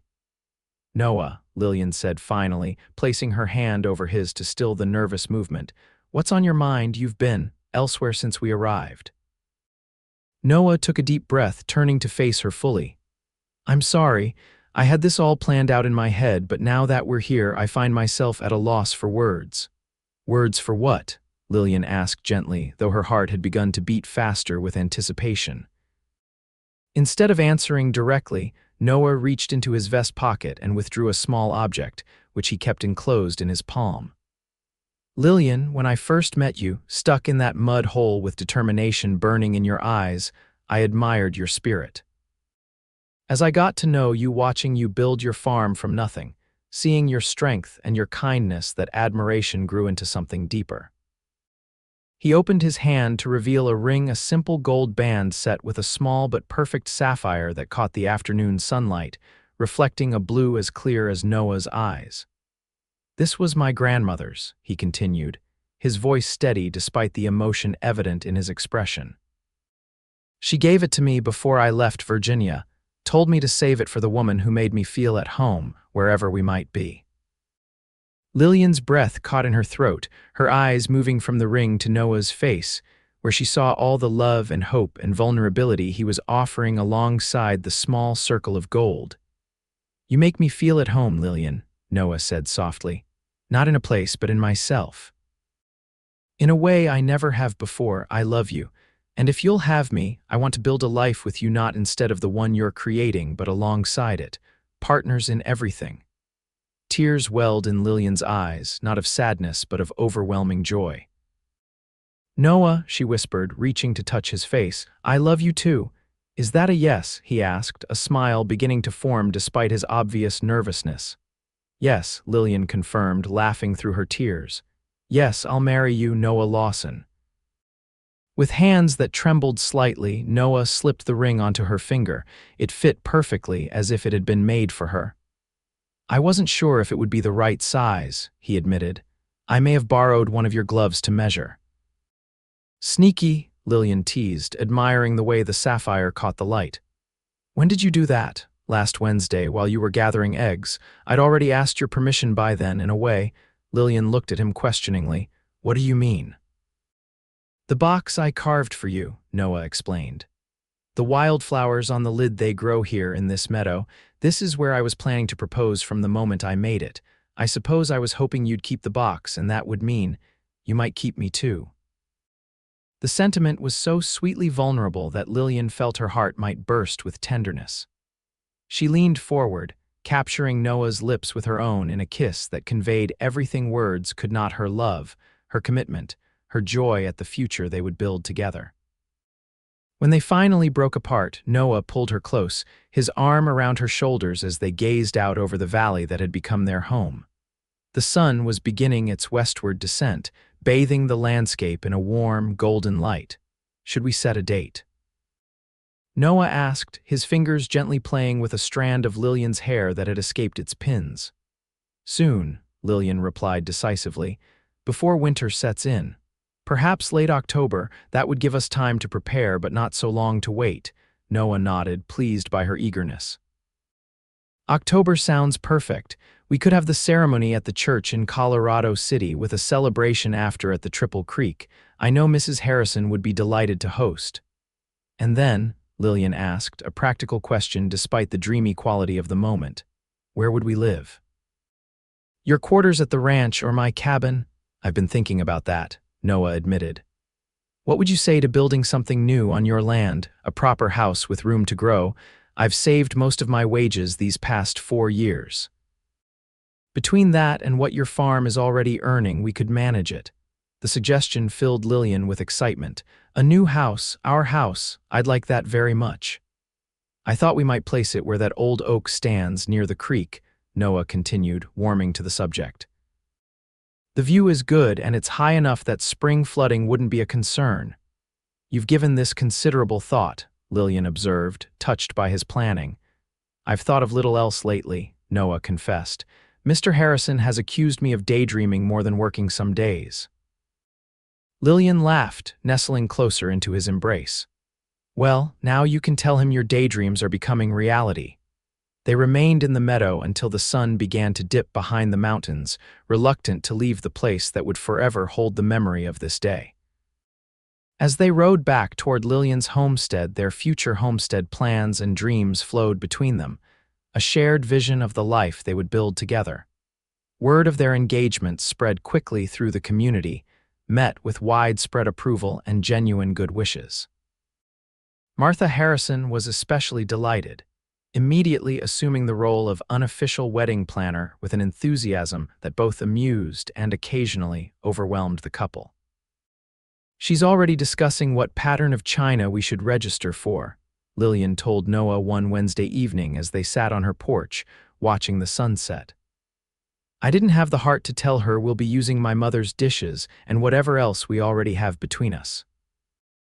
Let her have her fun, Noah advised with a smile. She's been trying to see me settled since I arrived at the Triple Creek. Now that it's finally happening, she's entitled to a little celebration. The following weeks passed in a flurry of preparation. Noah began work on their new house, enlisting help from other ranch hands at the Triple Creek and local farmers who were happy to assist in the traditional barn-raising style of the frontier. Lillian divided her time between tending her autumn garden, preserving the last of the summer's harvest, and preparing for the wedding. Only one cloud darkened their happiness. Edward Blackwell, upon hearing of their engagement, renewed his interest in Lillian's property, approaching her in town one day while she was selecting fabric for her wedding dress. "Congratulations on your engagement, Miss Michaels," he said, his smile not reaching his eyes. "Or should I say the future Mrs. Lawson?" "Thank you, Mr. Blackwell," Lillian replied coolly, uncomfortable with his scrutiny. "I understand you and Lawson plan to build a new house on your property," he continued. "That represents a significant investment. My offer to purchase your land still stands, and at an even more generous price now, considering the improvements you've made." "As I told you before, I'm not interested in selling," Lillian stated firmly. "Noah and I intend to expand the farm, not abandon it." Blackwell's expression hardened slightly. "Farming is a precarious business, Miss Michaels. One bad season can ruin years of work. Cattle, now that's a more stable proposition in these parts." "Nevertheless, we'll take our chances with farming," Lillian replied, turning back to the bolts of fabric to signal the end of the conversation. "Lawson's always been stubborn," Blackwell remarked, not taking the hint. "I see he's found a match in that regard. Well, the offer remains open." Things change, circumstances change, people change their minds.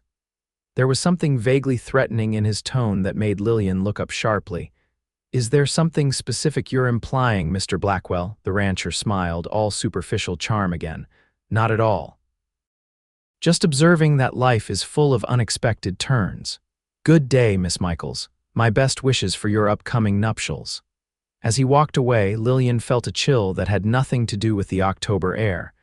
When she related the encounter to Noah that evening, his expression darkened.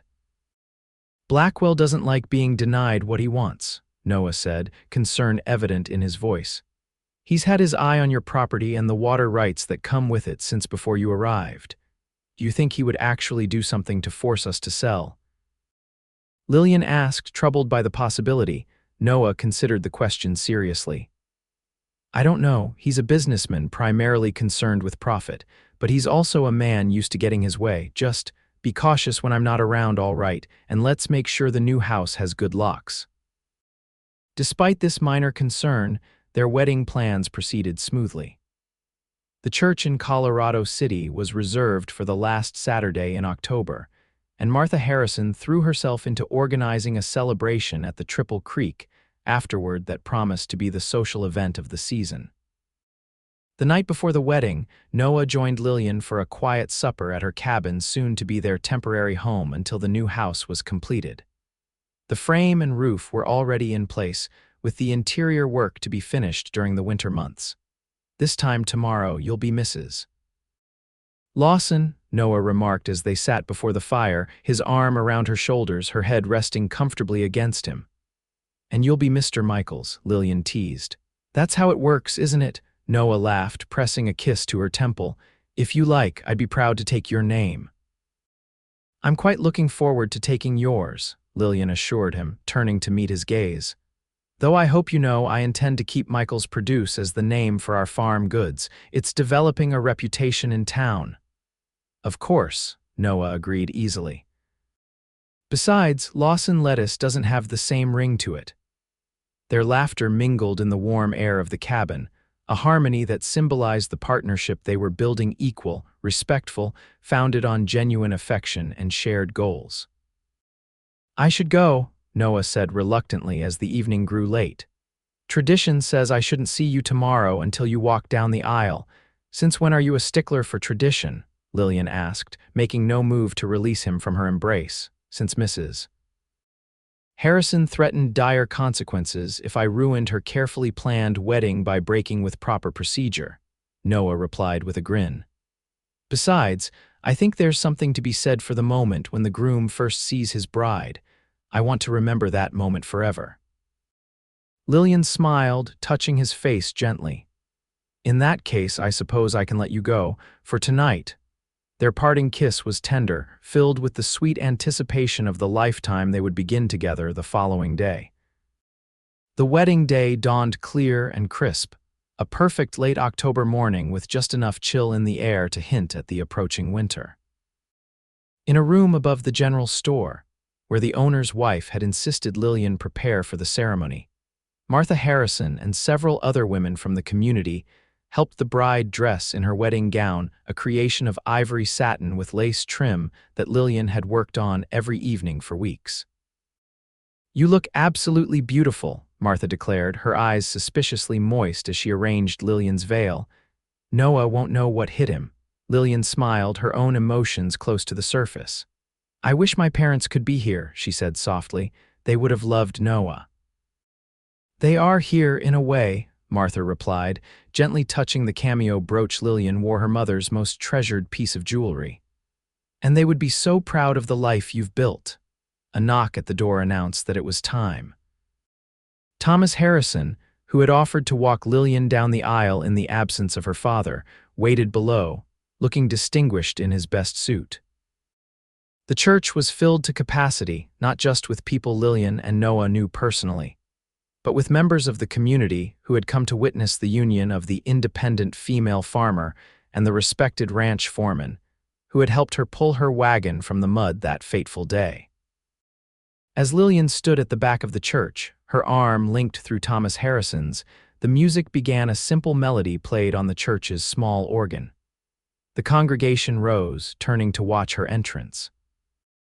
And there, at the front of the church, stood Noah, looking more handsome than Lillian had ever seen him in a new black suit, his blue eyes fixed on her with an expression of such love and wonder that it nearly took her breath away. Each step down the aisle felt like both an ending and a beginning, the conclusion of her journey as a solitary woman making her way alone, and the start of a new adventure shared with the man who had come to mean everything to her. When she reached the altar, Thomas placed her hand in Noah's with a small nod of approval. Noah's fingers tightened around hers, warm and steady. "You're so beautiful," he whispered, his voice thick with emotion.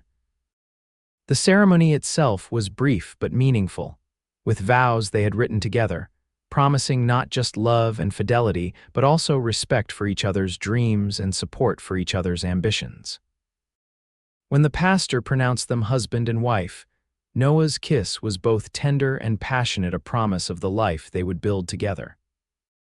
The celebration at the Triple Creek afterward was everything Martha Harrison had hoped for: abundant food, music provided by local musicians, and dancing that continued well into the evening. Lillian, moving among the guests with Noah at her side, felt a sense of belonging she had never experienced before, not just to the man who was now her husband, but to the community that had embraced them both. As the sun began to set, casting long shadows across the ranch yard, Noah led Lillian away from the festivities toward a waiting buggy decorated with ribbons and flowers. "Where are we going?" Lillian asked, curious about this unexpected departure. "It's a surprise," Noah replied with a smile. "Our honeymoon destination." He helped her into the buggy and took the reins, guiding the horse away from the ranch and toward the mountains. As they traveled, the last light of day faded, replaced by a brilliant canopy of stars overhead. After about an hour's journey, they turned onto a narrow trail that Lillian didn't recognize. Eventually, they emerged into a clearing where a small cabin stood, lamplight glowing warmly from its windows. "Welcome to our honeymoon cottage," Noah said, helping Lillian down from the buggy. "It belongs to Mr. Harrison's brother. He uses it for hunting trips, but was kind enough to lend it to us for a few days." The cabin was rustic but comfortable, with a stone fireplace where a fire already burned, a table set for two with a cold supper and a bottle of wine, and a large bed piled with quilts against the October chill. "It's perfect," Lillian said, deeply touched by Noah's thoughtfulness. "How did you arrange all this?" "With considerable help from the Harrisons and a few others," Noah admitted, removing his coat and hat. "I wanted someplace special for our first days as husband and wife, someplace just for us." As the night deepened around the small cabin, Lillian and Noah discovered each other in ways they had only dreamed of during their courtship. Their passion was tempered by tenderness, their desire by deep respect, creating a union that fulfilled the promises they had made before God and their community just hours earlier. Later, lying in Noah's arms with the fire casting flickering shadows on the cabin walls, Lillian reflected on the extraordinary journey that had brought her to this moment, from a grief-stricken daughter in St. Louis to a wife and homesteader in Colorado territory. "What are you thinking about?" Noah asked, his voice soft in the quiet room. "About mud," Lillian replied with a small laugh, "and how sometimes the worst moments can lead to the best ones." Noah smiled, understanding immediately. "If your wagon hadn't gotten stuck that day. If you hadn't happened to ride by it just that moment. If I hadn't offered to help. Then we wouldn't be here now," Lillian concluded, lacing her fingers through his. "It's strange how life works sometimes." "I'm grateful for that mud hole," Noah said, pressing a kiss to her forehead. "And for your stubborn determination to make it on your own, which somehow led to us making a life together." "As am I," Lillian agreed, settling more comfortably against him. "Grateful for mud and for the cowboy who pulled me free." They spent 3 blissful days at the cabin, hiking in the surrounding forest, sharing meals by the fire, and learning the rhythms of living together as husband and wife. When they finally returned to Lillian's homestead, their homestead now, it was with renewed energy for the life they were building. The weeks that followed were filled with hard work as they prepared for winter while continuing construction on their new house. Noah moved his belongings from the Triple Creek bunkhouse to Lillian's cabin, which seemed suddenly smaller but infinitely warmer with 2 people sharing the space. By Christmas, the new house was sufficiently complete to move in, though some finishing work remained. It was everything they had planned, spacious without being extravagant, practical yet beautiful, with large windows to capture the winter sunlight and a wide porch where they could watch the seasons change across their land. Their first Christmas as husband and wife was celebrated with the Harrisons and several of their newfound friends from the community. The house was filled with laughter, music, and the delicious aromas of Lillian's cooking, a far cry from the solitary Christmas she had anticipated when she first arrived in Colorado. As winter settled over the land, bringing snow that transformed the landscape into a pristine wonderland, Lillian and Noah found contentment in their shared life. Evenings were spent planning the spring planting, with Noah contributing his knowledge of the local growing conditions and Lillian applying her father's gardening wisdom to their expanded operation. "I think we should double the vegetable plot," Lillian suggested one night as they sat before the fire in their new home. "The demand in town is growing, and with your help, we could manage it easily." "Agreed," Noah said, looking up from the account books he was reviewing. "And maybe add fruit trees along the south slope. They'd take a few years to produce, but would be worth it in the long run." "Apple and pear," Lillian nodded enthusiastically. "And perhaps some berry bushes as well. Raspberries do well in this climate, I'm told." It was in these quiet moments of shared planning that Lillian felt most profoundly the rightness of their union, two independent people combining their strengths and dreams to create something neither could have achieved alone. Spring arrived with a burst of green that transformed their land. The expanded garden was planted, fruit trees set in carefully prepared holes, and a small flock of sheep added to their growing farm operations. Noah's suggestion, as wool was always in demand and the animals would help keep the grass in check. As summer approached, Lillian noticed certain changes in her body: a persistent tiredness, sensitivity to certain foods, and finally, the absence of her monthly cycle. When she confided her suspicions to Noah, his joy was immediate and overwhelming. "A baby," he whispered, placing a gentle hand on her still flat stomach. "Our baby." The news was kept between them for several weeks, a precious secret they savored together. Eventually, they shared their happiness with the Harrisons, who responded with all the excitement of prospective grandparents. "I knew it," Martha exclaimed, embracing Lillian warmly. "You've had that special glow about you. Oh, this is wonderful news." As Lillian's pregnancy progressed, Noah became increasingly protective, insisting on handling the more strenuous farm tasks while encouraging Lillian to focus on less physically demanding work. While appreciative of his concern, Lillian was determined to remain active. "I'm having a baby, Noah, not turning into porcelain," she reminded him when he tried to prevent her from weeding the garden one hot July day. "Women have been working through pregnancy since the beginning of time." "I know," Noah acknowledged, looking slightly abashed. I want to take care of you both." His genuine concern softened Lillian's frustration. "And you do, my love, but the best way to care for me is to let me be myself, just with a little extra help when I need it, not when you think I might." With that understanding reached, they settled into a comfortable rhythm as they prepared for the baby's arrival. Noah built a cradle from pine harvested on their land, while Lillian sewed tiny garments in the evenings, each stitch filled with love for the child they had created together. Their son, Thomas Michael Lawson, was born on a crisp October day, almost exactly a year after their wedding. He had Noah's blue eyes and a dusting of dark hair that promised to be as thick as his father's. From his first cry, he captured both parents' hearts completely. "He's perfect," Noah whispered, holding his son with careful hands that trembled slightly from emotion. "Absolutely perfect." Lillian, exhausted but radiant after the birth, watched her husband with their child and felt a completeness she had never imagined possible. This was family, not just the one she had lost in St. Louis, but the one she and Noah had created together in the Colorado soil. The years that followed brought both challenges and joys. Their farm prospered, developing a reputation throughout the region for quality produce and eventually expanding to include a small orchard and apiaries that produced honey sold as far away as Denver. Thomas was joined by a sister, Emma Rose, 2 years later, and eventually by another brother, William Harrison, completing their family. Edward Blackwell eventually sold his ranching operation and moved east, his persistent attempts to acquire their land coming to nothing in the face of their determination and success. The Triple Creek Ranch remained their closest neighbor and dearest friends, with the Harrisons serving as honorary grandparents to the Lawson children.